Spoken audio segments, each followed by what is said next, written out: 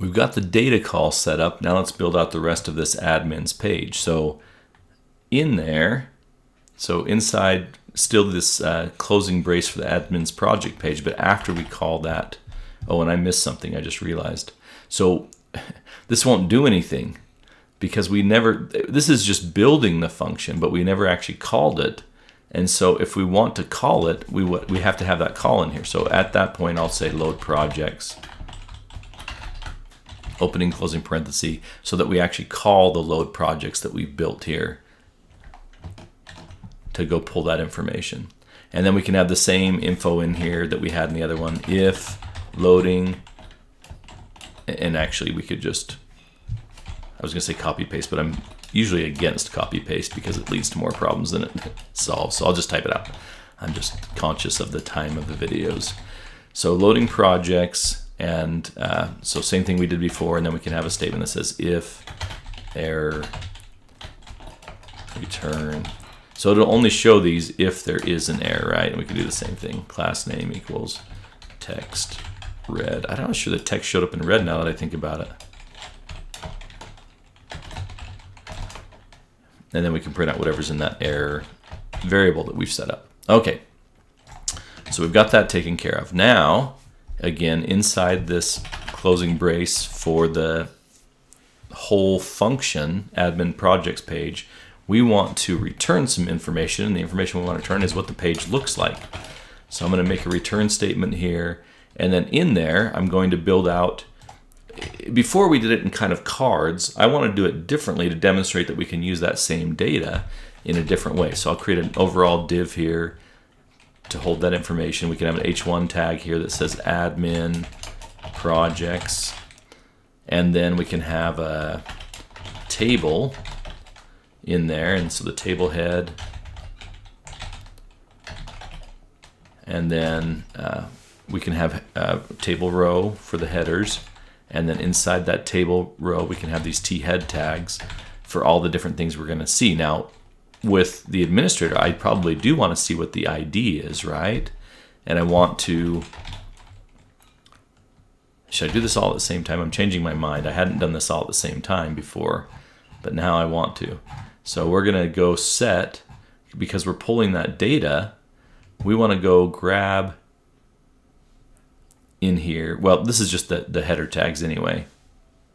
So we want to grab the ID,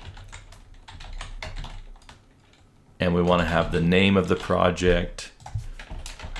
We want to have the type of project it is. We want to have the regional program. We want to have the t-head, the impact, THAD. What a great name.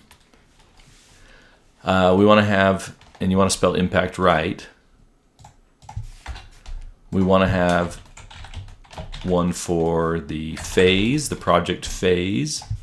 We want to have the status, and we want to have, oh, why am I using T? Hey, this recording video stuff isn't easy. We don't want T-head tags. What am I thinking? We want TH tags. Let me go fix those. You were watching me going, what is he doing? This is what my family does most of the time.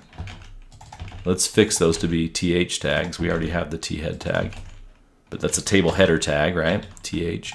So we want to fix those. That's wasted precious minutes here in our video.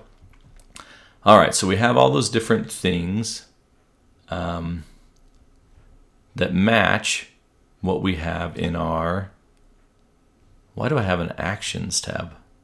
I just was looking at that going, so we have ID, name, type, regional program, impact phase, and functionality status. So there's functionality status. I don't know what actions is. I obviously had not gotten enough sleep when I created these notes.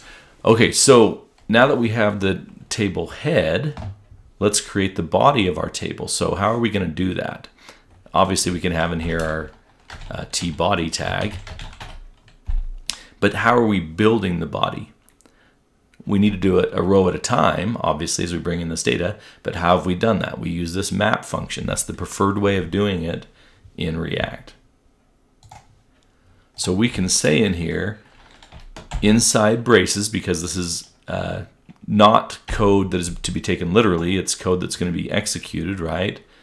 And in here we can say, go to the projects list. So I'm taking and setting the projects here by going and pulling from the data projects. That's the server projects.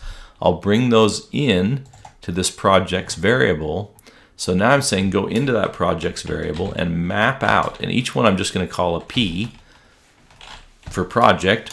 And in here, what that's going to look like in this arrow function is for each row, each iteration of this loop, what I want to do is go create a table row, and I want the key of that row to be whatever p.project ID is. Okay, so I go and get project ID. By the way, make sure to use your IntelliSense so it's, well, on some things. I guess that's not a good hard fast rule because sometimes we don't know if it's something on the server. But make sure that case matches. I just was working with a student who the capital D had caused hours of pain and suffering trying to figure that out because the case didn't match. And what we're trying to match, by the way, is the JSON, whatever's coming through. Okay, so we've got a table row. Let's create some columns here. So I will have, obviously these are going to match. So we have the project ID first. So we're trying to match these columns, right? So I'm going to say in here, in braces, p.project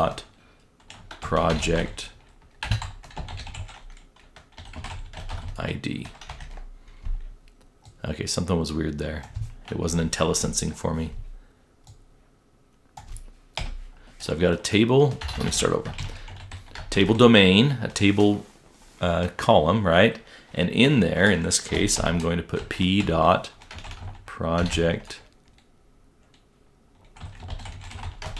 ID. Did I not close something up here? So map, opening brace, key,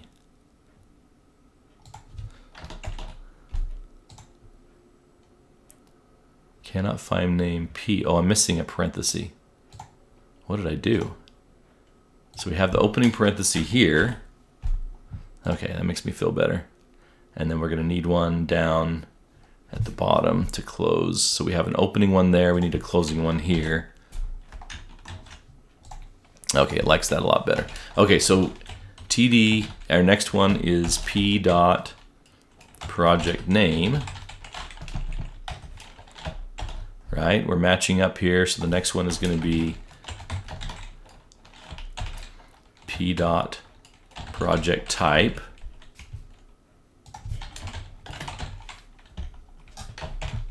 Sometimes I think I ought to just pause, like put the whole thing in, pause and let you type it out, but I realize you have to type it too. So we just go together. P dot, what's next? Regional program, so project regional program.